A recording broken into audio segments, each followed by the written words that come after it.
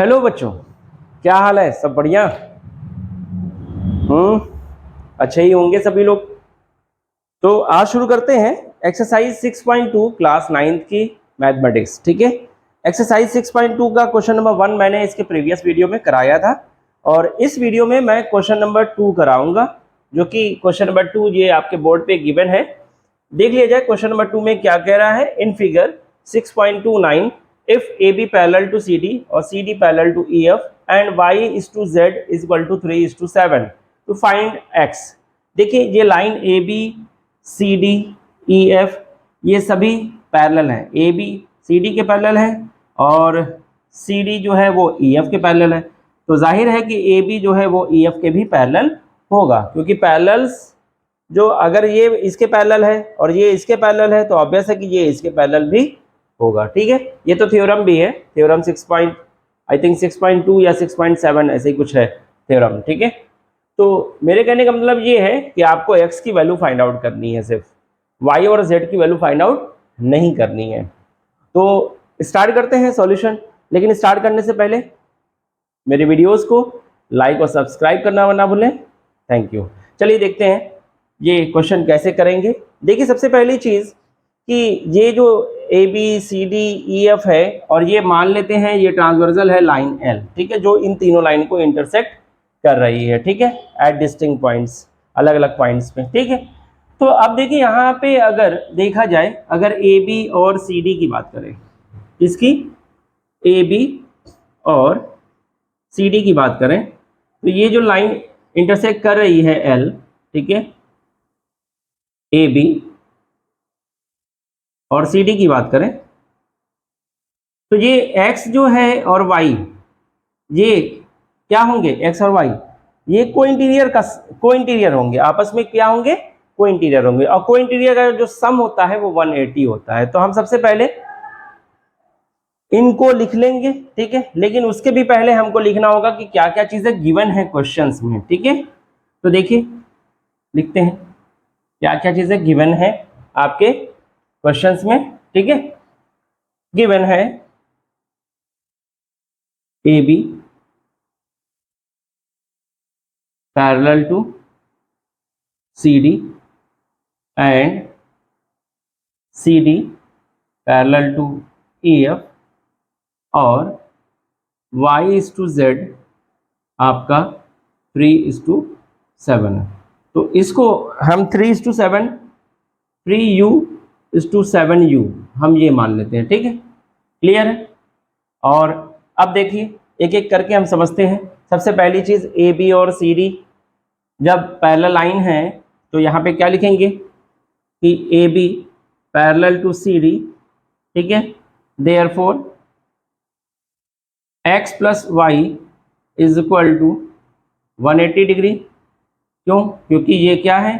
को इंटीरियर है। क्या है? को इंटीरियर है। क्लियर है? ठीक है, को इंटीरियर।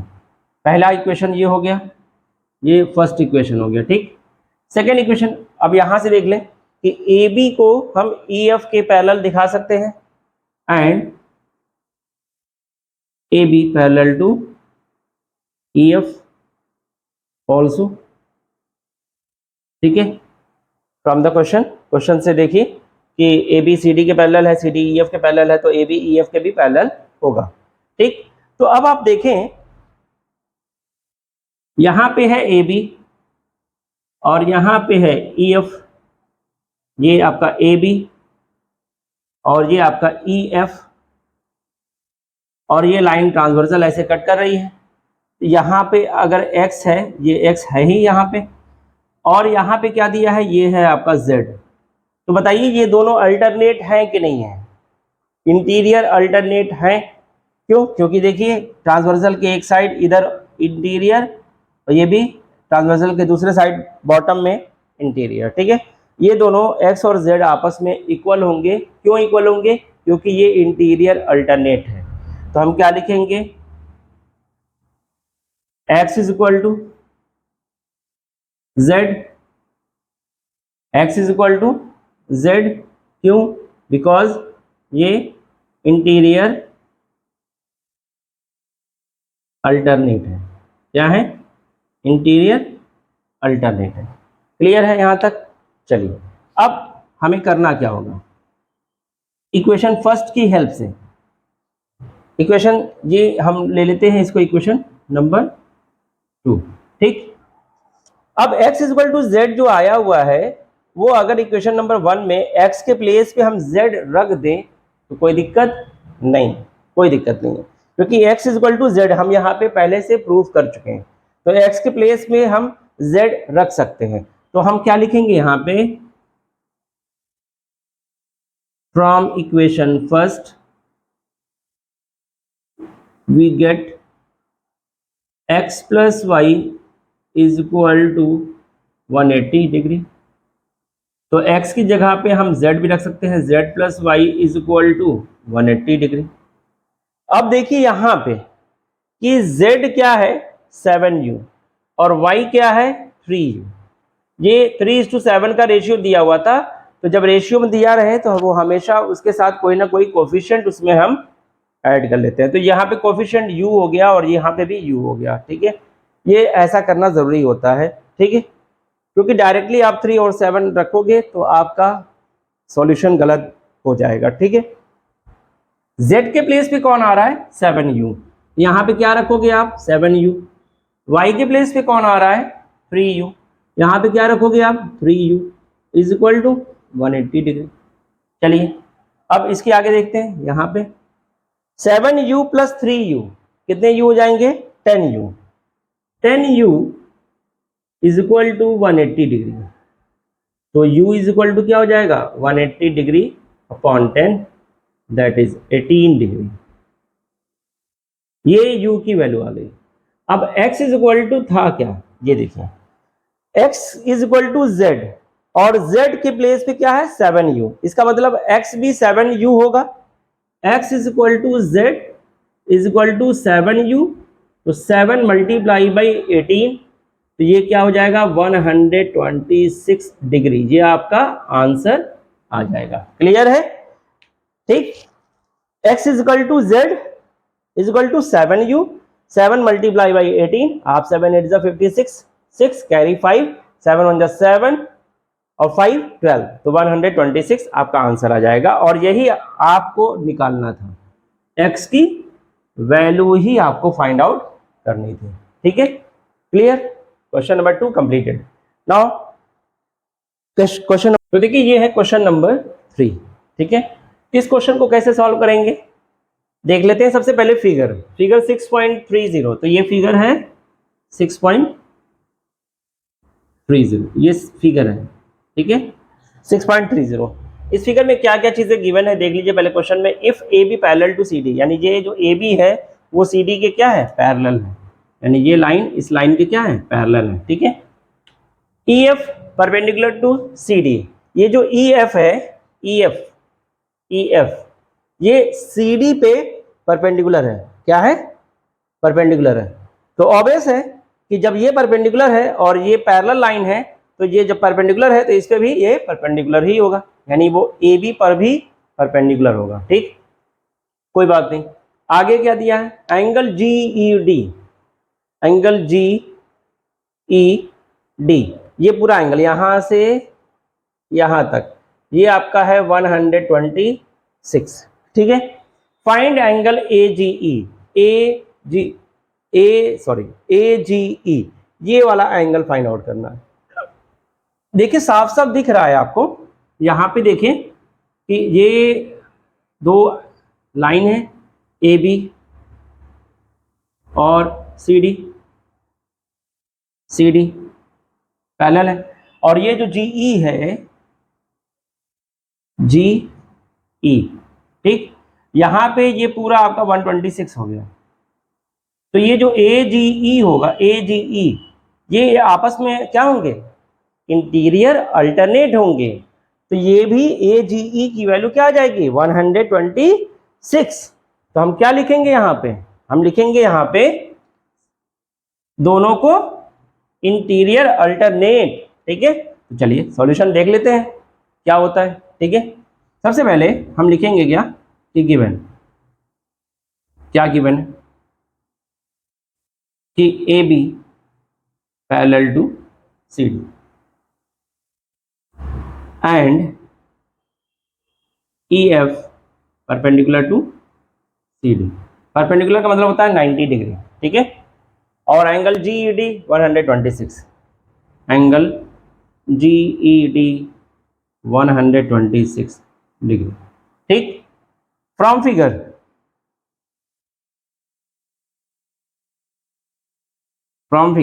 से क्या होगा, एंगल जी ई डी जो है वो इक्वल है एंगल ए जी ई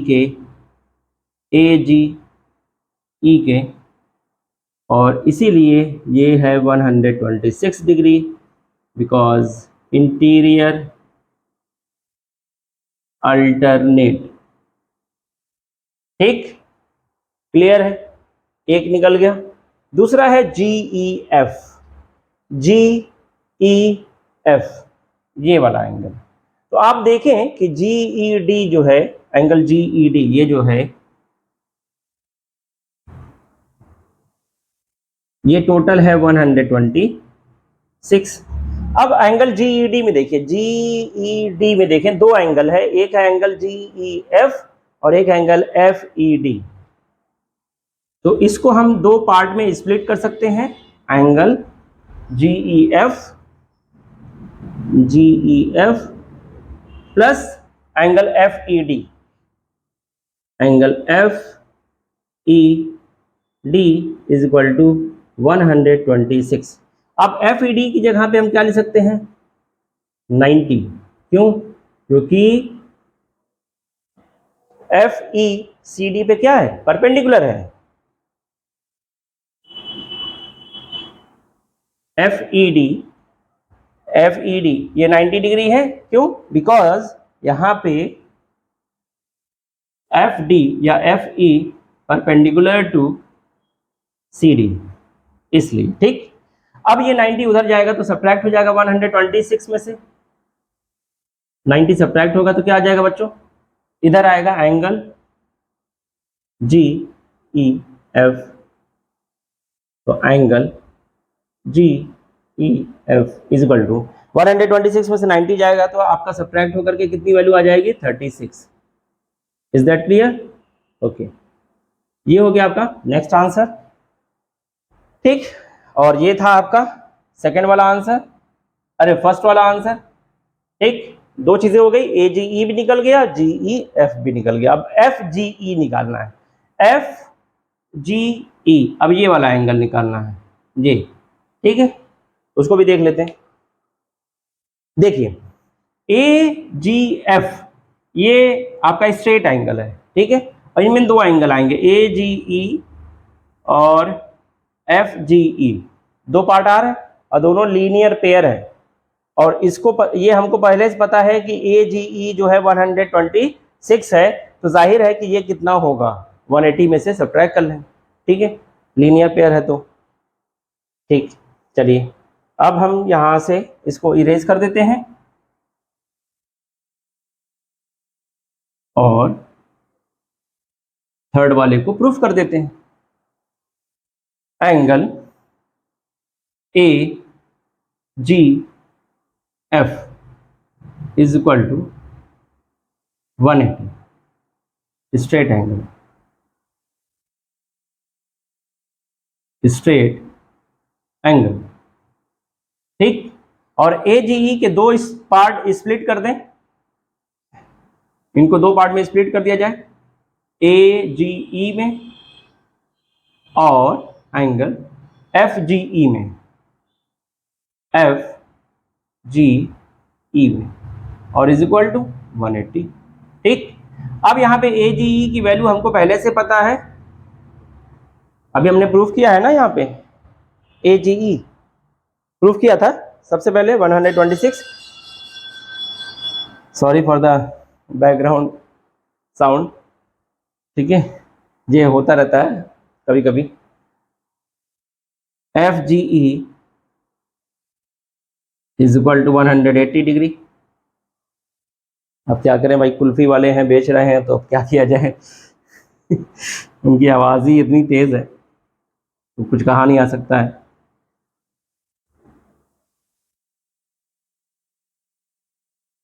ठीक, अब यहाँ से देखिए FGE की वैल्यू क्या आ जाएगी, 180 में से ये इधर जाएगा तो ये 126 सब्ट्रैक्ट हो जाएगा, कितना आ जाएगा बच्चों, ज़रा देख लिया जाए। 54 आएगा आई थिंक, 54 एंगल FGE। एक बार चेक कर लेना सही तो है ना ये। 0, 10 - 6 4, यहाँ रिमेनिंग 7, 7 - 2 5 और 1 - 1 नथिंग, कुछ नहीं। ठीक, तो ये आपका आंसर आ गया, ये थर्ड वाला आंसर आ गया। क्लियर है, ये था क्वेश्चन नंबर 3 जो कि कंप्लीट हो गया। ठीक, अब देखते हैं नेक्स्ट पार्ट, नेक्स्ट क्वेश्चन ये है क्वेश्चन नंबर 4। ठीक है, इस क्वेश्चन नंबर 4 में क्या दिया है, इन फिगर 6.31, ये आपका फिगर है 6.31, फिगर 6.31। ठीक है, इस फिगर में क्या कह रहा है कि PQ ST के पैरेलल है। ये जो PQ है वो ST के पैरेलल है, यानी ये दोनों आपस में क्या है, पैरेलल है। ठीक है, और एंगल PQR, ये जो PQR है ये 110 है, और RST ये वाला एंगल 130 है। सबसे पहला काम, कभी कभी क्या होता है कि इस ज्योमेट्री पार्ट में कभी कभी कुछ चीज़ें हमको खुद से ड्रॉ करना पड़ता है किसी चीज़ को प्रूफ करने के लिए। तो हम करेंगे क्या कि पॉइंट R से, ठीक है, हम एक पैरेलल लाइन ड्रॉ कर लें जो ST के पैरेलल हो। अब जाहिर है कि जब हम पॉइंट R के थ्रू जब एक लाइन हम पैरेलल इसको जो है ड्रॉ करेंगे ऐसे, ठीक है, तो उसको एक्सटेंड करेंगे जब पीछे की तरफ, तो ये PQ के भी पैरेलल हो जाएगा। क्यों, क्योंकि PQ ST के पैरेलल है ऑलरेडी। अब क्या होगा, जब PQ ST के जब पैरेलल है, ठीक, और हम ST के पैरेलल ये वाली लाइन ड्रॉ कर रहे हैं, तो ऑब्वियस है इसको पीछे एक्सटेंड करेंगे तो वही लाइन होगी, लाइन वही होगी। और जब जाहिर है कि जब ये इसके पैरेलल है और ये लाइन हम इसके पैरेलल बना रहे हैं, तो ऑब्वियस है कि ये लाइन इसके भी पैरेलल होगी। ये PQ है, ये ST है, यहाँ पे हम कर लेते हैं XY। ठीक, तो हम ये कॉन्स्ट्रक्शन में लिखेंगे, ये पॉइंट हम कॉन्स्ट्रक्शन में लिखेंगे कि हमने क्या किया है कि पॉइंट R के थ्रू एक लाइन ड्रॉ की है which is parallel to ST and also PQ। ठीक है, चलिए come to the solution.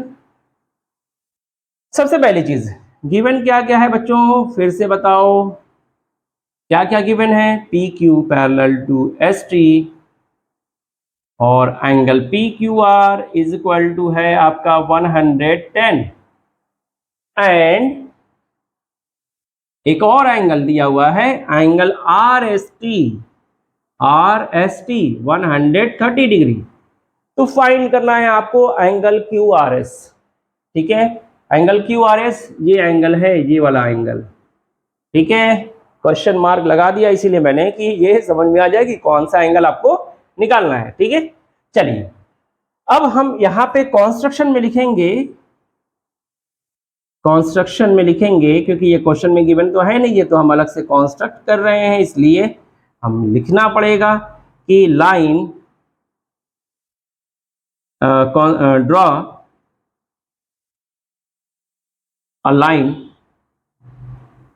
XY parallel to ST, therefore XY is also parallel to PQ also, obvious है। ठीक है, क्योंकि PQ ST के पैरेलल है और RY ST के पैरेलल है, तो जाहिर है कि XY भी, ये जो XR है वो भी PQ के पैरेलल होगा। ठीक, अब देखें यहां से ये लाइन इस लाइन के क्या है, पैरेलल है, और ये इसके भी पैरेलल है। ठीक, ये देखिए QR एक ट्रांसवर्जल है, QR एक ट्रांसवर्जल है जो इन दोनों पैरेलल लाइन को कट कर रही है, इन दोनों लाइन को ऐसे कट कर रही है, यहाँ पे 110 बन रहा है। ठीक, तो ये एंगल जो आपका XRQ है, ये एंगल और ये एंगल दोनों मिलके क्या हो जाएंगे, को इंटीरियर एंगल हो जाएंगे। क्या हो जाएंगे, को इंटीरियर एंगल। तो क्या हो जाएगा, angle P Q are plus angle Q R x, Q R x is equal to 180 degree. Why? Because this is co-interior. Is that clear or not? Okay, now come to the next. Angle PQR is given 110. यहाँ पे हम क्या रखेंगे बच्चों, 110 रखेंगे और angle QRX हमारा इसके साथ ऐड होकर के 180 हो गया। अब ये 110 उधर ले जाएंगे तो एंगल QRX हमारा कितना आ जाएगा, 180 में से 110 को जब सब्ट्रैक्ट करोगे आप तो मिलेगा 70 डिग्री। ये आपका QRX आ गया, इसको हमने ब्लॉक में कर लिया। चलिए नेक्स्ट देखते हैं। अब ST को पैरेलल दिखाते हैं हम RY के, ठीक है, ST को पैरेलल दिखाते हैं हम RY के। ST पैरेलल टू RY, ठीक है। देयरफॉर यहां पे क्या दिखाएंगे, एंगल RST और एंगल SRY, ये दोनों आपस में क्या होंगे, ये दोनों आपस में क्या होंगे, को इंटीरियर हो जाएंगे। जैसे ये को इंटीरियर हुआ था ऐसे ही ये भी को इंटीरियर हो जाएंगे, ठीक है। तो एंगल TSR या RST, angle RST plus angle SRY, angle SRY is equal to 180। Why? Because this is co-interior. क्या है, को इंटीरियर। Is that clear? ठीक। अब RST की वैल्यू गिवन है 130, यहां पे 130 रख लेंगे और 130 इधर ले आके सब्ट्रैक्ट करेंगे तो 50 डिग्री आ जाएगा SRY, ठीक है। तो जब तक के लिए हम इस पार्ट को इरेज कर देते हैं। चलिए कंस्ट्रक्शन के पार्ट को हम इरेज करते हैं या इसको भी इरेज कर देते हैं, ठीक है, इसको भी इरेज कर देते हैं जो कि मैंने, ठीक। अब यहां से हम RST की प्लेस पे क्या रखेंगे बच्चों, 130 degree plus angle SRY, SR के नहीं है, SRY है, ठीक है। ओके, 180 इज इक्वल टू 180, ठीक। अब यहां पे 130 उधर जाएगा, SRY is equal to 180 minus 130 is equal to how much, 50 degree. Yes, angle SRY। लग रहा है सारी गाड़ियां आज ही जाएंगी ठीक है। Angle SRY is equal to 50 degree. अब देखिए यहां पे हमें निकालना है QRS, ये वाला एंगल।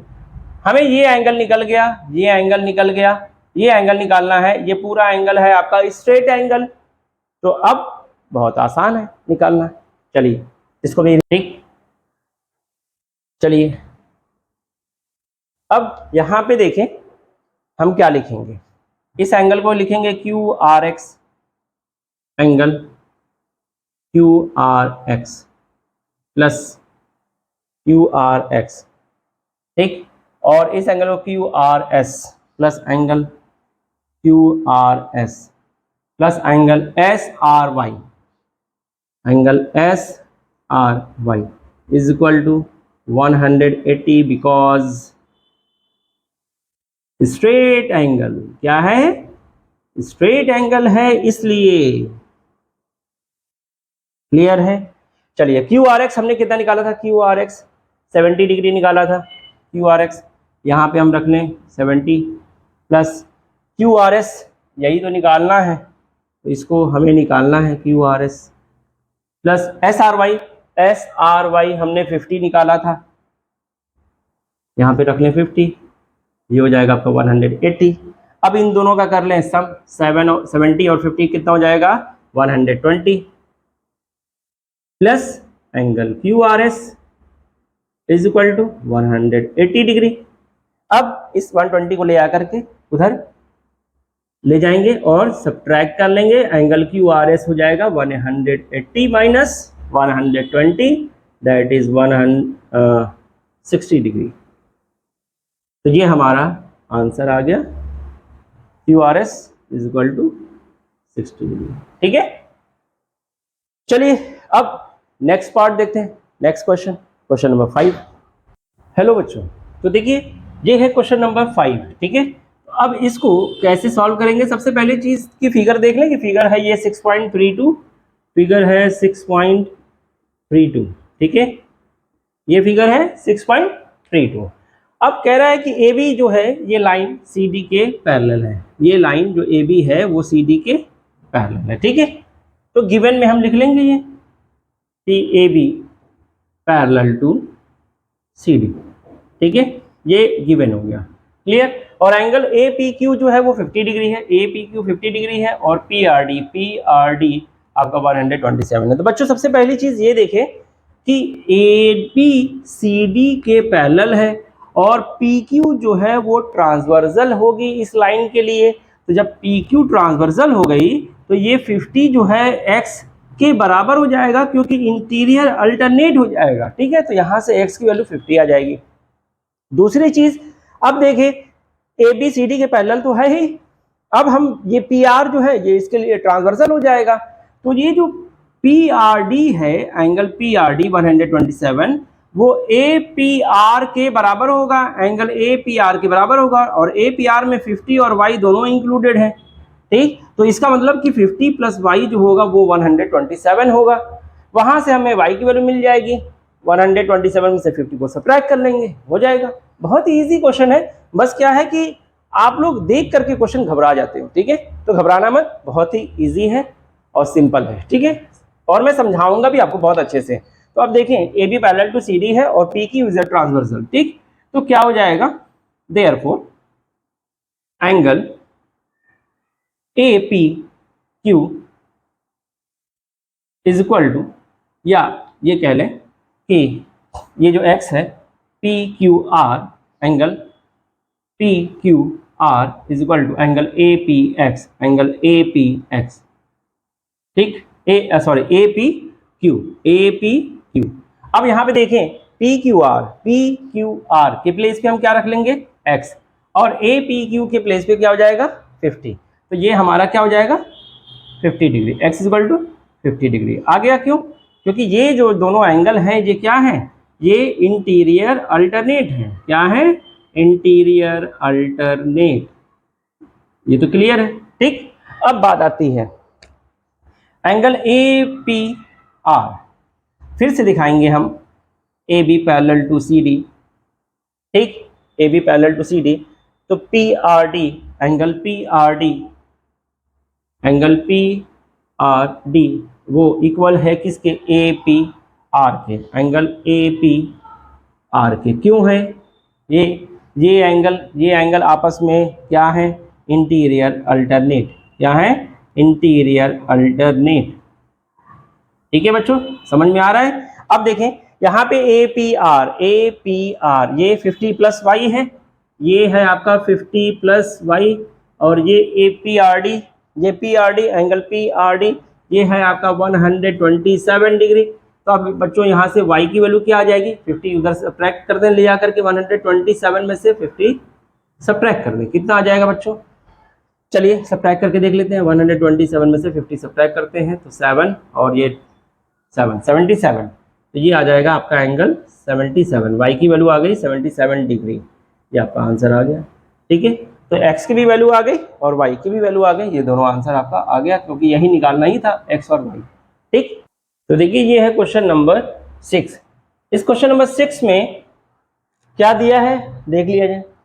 देखिए ये जो PQ है ये एक मिरर है और RS भी एक मिरर है। ठीक, PQ के इस साइड पेंट है, PQ के RS के इस साइड पेंट है, तो इसका शाइनी सरफेस ऑब्वियस है, इस PQ का शाइनी सरफेस इस तरफ होगा और इस RS का शाइनी सरफेस ऊपर की तरफ होगा, PQ का नीचे की तरफ होगा। अब यहाँ से एक AB रे जा रही है जो कि PQ पर इंसिडेंट हो रही है, और आफ्टर इंसिडेंट ये फिर से ये बाउंसिंग बैक हो रही, रिफ्लेक्ट कर रही है, इसको रिफ्लेक्टेड रे कहेंगे, इसको इंसिडेंट रे कहेंगे, और फिर जाकर के ये RS मिरर पे सी पॉइंट पर इंसिडेंट कर रही है, सी पॉइंट पर इंसिडेंट करने के बाद फिर से ये वापस सी डी पाथ पर मूव कर जाती है, बाउंसिंग बैक हो जाती है, रिफ्लेक्टेड हो जाती है, इंसिडेंट, रिफ्लेक्टेड, फिर यहाँ इंसिडेंट, ये रिफ्लेक्टेड। ठीक है, यही है क्वेश्चन में। देख लीजिए, P Q and R S are two mirrors placed parallel to each other. ये दोनों मिरर ऐसे रखे हैं कि ये दोनों आपस में पैरेलल हैं एक दूसरे के। ठीक है, an incident ray A B strikes and mirror P Q at B strikes the mirror at PQ at B, point B पे। The reflected ray moves along the path BC and strikes the mirror RS at point C and again reflect back along CD to prove that AB parallel to CD। तो सबसे पहली चीज कि given क्या है। Given है हमारे पास कि जो मिरर है PQ वो RS के पैरेलल है, पहली चीज। दूसरी चीज हमको प्रूफ क्या करना है, टू प्रूव क्या करना है, proof A B parallel to C D, यही प्रूफ करना है। तो सबसे पहले बच्चों देखिए, लॉज ऑफ रिफ्लेक्शन समझ लेते हैं कि लॉज ऑफ रिफ्लेक्शन होता क्या है। देखिए, अगर कोई मिरर है, ठीक है, ये कोई मिरर है और इस पे लाइट अगर इंसिडेंट कर रही है, सपोज दैट लाइट इंसिडेंट कर रही है ये ऐसे, क्लियर है, तो हम हमेशा जो इंसिडेंट पॉइंट होता है वहाँ पे नॉर्मल ड्रॉ करते हैं। नॉर्मल जो होता है वो मिरर पे परपेंडिकुलर होता है, ऐसे बिल्कुल परपेंडिकुलर होगा। ठीक है, ये आपका परपेंडिकुलर होगा, हो सकता है थोड़ी तिरछी हो गई होगी, सीधी कर लिया जाए ये पी इस पॉइंट पे। ठीक, ये आपकी इंसिडेंट रे है। कौन सी रे है? Incident ray, incident ray. और उसके बाद यहाँ इस पॉइंट से फिर रिफ्लेक्ट कर जाती है सेम एंगल पे। जो एंगल ये आपकी नॉर्मल है, इसको नॉर्मल बोलते हैं, इसको नॉर्मल बोलते हैं। इस प्लेन मिरर पे परपेंडिकुलर बनाते हैं उस पॉइंट पर जिस पॉइंट पर इंसिडेंट रे इंसिडेंट कर रही है, उस पॉइंट पर 90 डिग्री पर हम एक परपेंडिकुलर ड्रॉ करेंगे, उस परपेंडिकुलर को नॉर्मल बोलते हैं। फिर क्या होता है कि इंसिडेंट रे और नॉर्मल के बीच जो एंगल फॉर्म होता है उसको कहते हैं इंसिडेंट एंगल। और उसके बाद इस पॉइंट से जो रिफ्लेक्ट हो जाती है रेज उसको कहते हैं रिफ्लेक्टेड रे, इसको कहते हैं रिफ्लेक्टेड रे। और इस रिफ्लेक्टेड रे और इसके बीच जो एंगल फॉर्म होता है नॉर्मल के बीच, इसको कहते हैं रिफ्लेक्टेड एंगल। ठीक है, तो ऐसी कंडीशन में लॉज ऑफ रिफ्लेक्शन ये कहता है कि एंगल आई जो है वो एंगल आर के बराबर है। ये है लॉज ऑफ रिफ्लेक्शन, यानी कि इंसिडेंट एंगल जो है वो रिफ्लेक्टेड एंगल के बराबर होगा। जितने एंगल पर ये इंसिडेंट कर रही है नॉर्मल से, उतने ही एंगल पर ये रिफ्लेक्ट भी करेगी नॉर्मल से। क्लियर है? तो यही कॉन्सेप्ट यहाँ पे हम यूज करेंगे, लॉज ऑफ रिफ्लेक्शन। ठीक है, तो लॉज ऑफ रिफ्लेक्शन देखते हैं कैसे यहाँ पे करते हैं। ये पॉइंट हमारा इंसिडेंट पॉइंट है बी, इस पर हम नॉर्मल ड्रॉ कर लेते हैं ऐसे। तो ये हमारा परपेंडिकुलर होगा इस पर। ठीक है, ये परपेंडिकुलर होगा हमारा। तो ये जो एंगल है ये हमारा मान लेते हैं एंगल 1 और ये मान लेते हैं एंगल 2। ठीक है, ये एंगल 1 और ये मान लें एंगल 2। ठीक, उसी तरीके से यहाँ पे भी ये पॉइंट है इंसिडेंट पॉइंट और यहाँ पर एक परपेंडिकुलर ड्रॉ कर लेते हैं ऐसे, बिल्कुल सीधा। ठीक है, थोड़ी सी टेढ़ी हो गई है, कोई बात नहीं, होता रहता है। तो अब क्या है कि इस पॉइंट पर परपेंडिकुलर हमने ड्रॉ कर लिया है। इस परपेंडिकुलर का नाम हो जाएगा नॉर्मल, और ये भी नॉर्मल है, दोनों नॉर्मल है। ये भी आपका नॉर्मल है और ये भी आपका नॉर्मल है। ठीक है, क्लियर है? यहाँ पे अगर इस एंगल को, इंसिडेंट एंगल को हम 3 मान लें और इस रिफ्लेक्टेड एंगल को हम 4 मान लें। ठीक है, क्लियर है? तो अब देखिए बच्चों, एंगल 1 एंगल 2 के बराबर होगा, एंगल 3 एंगल 4 के बराबर होगा। इज दैट क्लियर और नॉट? ठीक है, बिकॉज लॉज ऑफ रिफ्लेक्शन ये कहता है कि इंसिडेंट एंगल रिफ्लेक्शन एंगल के बराबर होता है। यहाँ पे भी वही चीज़ होगी। तो हम यहाँ पे by the laws of reflection, ठीक है, क्या कह सकते हैं? Angle 1 is equal to angle 2। ये है आपका क्यों? Laws of reflection. Laws of reflection.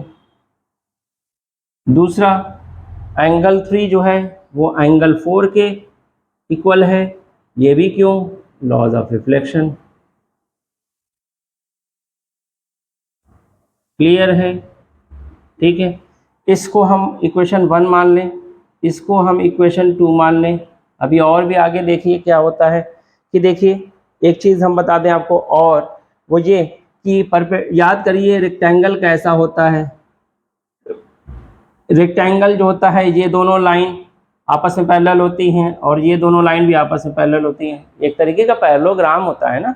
तो होता क्या है रेक्टेंगल के साथ, ये होता है कि angles are 90 degree, all angles are 90 degree. अब आप बच्चों देखिए ये इस लाइन के पैरेलल है, तो जब परपेंडिकुलर बनेगा, ठीक है, ये परपेंडिकुलर होता है, तो जब परपेंडिकुलर होगा तो ये लाइन क्या हो जाएगी? आपस में पैरेलल हो जाएगी। देखिए यहाँ पे भी परपेंडिकुलर, यहाँ पे भी परपेंडिकुलर। तो मेरे कहने का मतलब यही है कि ये जो परपेंडिकुलर इस पर ड्रॉ कर रहे हैं, ठीक है, तो उसके हेल्प से हम इसको प्रूव कर देंगे कि ये हमारा पैरेलल होगा, A B parallel to C D. ठीक है, ये बात ध्यान रखेंगे। चलिए अब देखते हैं हम यहाँ पे कि क्या हो रहा है। हाँ, ये जो B है, B से आप मान लें इसको E मान लें, D मान लें, नहीं D हमने ले लिया है, RS लिया है, PQ, E ले लेते हैं, E पॉइंट, और इसको F ले लेते हैं यहाँ पे F। ठीक है, BE नॉर्मल है हमारा किस पर? PQ पर। तो हम क्या बोलेंगे कि BE perpendicular to PQ and CF perpendicular to इस पे RS पे परपेंडिकुलर है। ठीक है, क्लियर है? चलिए, और इसके बाद फिर क्या करते हैं, इसके बाद जब ये दोनों परपेंडिकुलर हो गए, ठीक है, और ये पैरेलल हैं, तो जाहिर सी बात है पैरेलल पे जो परपेंडिकुलर्स होते हैं वो आपस में क्या होते हैं? पैरेलल होते हैं। ठीक है, देख लीजिए ये पैरेलल है, ठीक है, इस पे परपेंडिकुलर ड्रॉ कर दें और इस पे भी परपेंडिकुलर ड्रॉ कर दें, तो ये क्या होता है? आपस में पैरेलल तो होता है। रेक्टेंगल और स्क्वायर कैसे बनता है? ऐसे ही तो बनता है। ठीक है, तो क्या हो जाता है यहाँ से कि पैरेलल पे जो परपेंडिकुलर्स होते हैं दैट इज आल्सो पैरेलल। ठीक है, तो देयरफॉर BE जो है वो CF के पैरेलल है, BE parallel to CF, BE parallel to CF because perpendiculars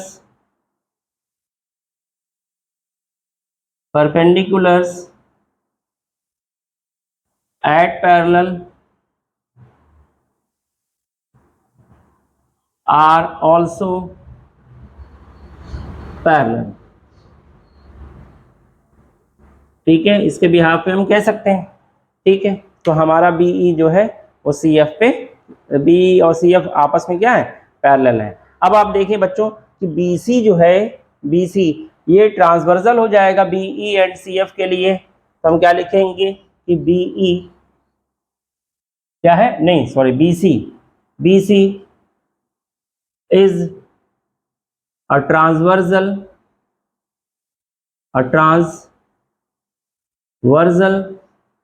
for BE and CF, BE and CF। इसके बेसिस पे हम ये कह सकते हैं कि ये BE ये CF जब एक दूसरे से पैरेलल है और ये हमारा ट्रांसवर्सल है, तो एंगल 2 एंगल 3 के बराबर होगा। क्यों? इंटीरियर अल्टरनेट के बेसिस पे, इंटीरियर अल्टरनेट के बेसिस पे एंगल 2 एंगल 3 के बराबर हो जाएगा।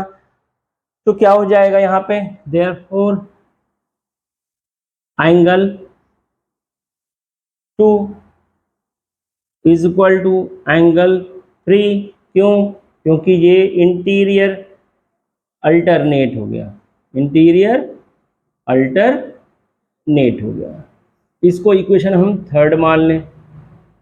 अब बच्चों ध्यान दीजिएगा, यहाँ पे देखिए एंगल 1 एंगल 2 के बराबर है, एंगल 3 एंगल 4 के बराबर है, because laws of the reflection. अब यहाँ पे 2 और 3 बराबर कर दिया, यानी ये एंगल 2 ये एंगल 3 आपस में इक्वल हो गए। तो अगर इक्वेशन 1 इक्वेशन 2 और इक्वेशन 3 तीनों को अगर एक साथ देखा जाए तो सारे एंगल आपस में बराबर हो गए, एंगल 1 एंगल 2 एंगल 3 एंगल 4 सारे एंगल आपस में बराबर हो गए। ठीक है, चलिए यहाँ पे हम फिर से इसको इरेज करते हैं और देखते हैं। ठीक, तो therefore angle 1 is equal to angle 2 is equal to angle 3 is equal to angle 4। Clear है? चलिए अब यहाँ से हम ये कर सकते हैं कि angle 1 plus angle 2 is equal to angle 3 plus angle 4 and या hence angle 1 plus angle 2 is equal to angle 3 plus angle 4। क्योंकि देखिए ये चारों आपस में इक्वल हैं, तो अगर दो दो का पेयर ले लें और उन दोनों का ऐड कर दें तो वो भी आपस में इक्वल ही होंगे। तो angle 1 plus angle 2 is equal to angle 3 plus angle 4 हो जाएंगे। तो इसके बेसिस पे हम देखें ये क्या हो जाएगा। ये आपका देखिए ये एंगल जो बच्चों ये 1 2 है ये पूरा, यानी A B C angle A B C A 1 plus angle 2 को हम क्या लिख सकते हैं इसके प्लेस पे लिख सकते हैं एंगल ए बी सी, और 3 प्लस 4 जो है वो क्या हो जाएगा एंगल बी सी डी। तो एंगल क्या हो जाएगा, एंगल बी सी डी हो जाएगा। अब बच्चों देखिए ये वाला एंगल इस वाले एंगल के इक्वल हो गया, बी सी आपका ये लाइन है जो इसको जोड़ती है, तो इसका मतलब कि ये वाला एंगल ए बी सी जो है वो बी सी डी के पैरेलल इक्वल हो गया। तो ये आपस में क्योंकि अल्टरनेट इंटीरियर है, क्या है ये ए बी सी और B C D, angle A B C and angle B C D is interior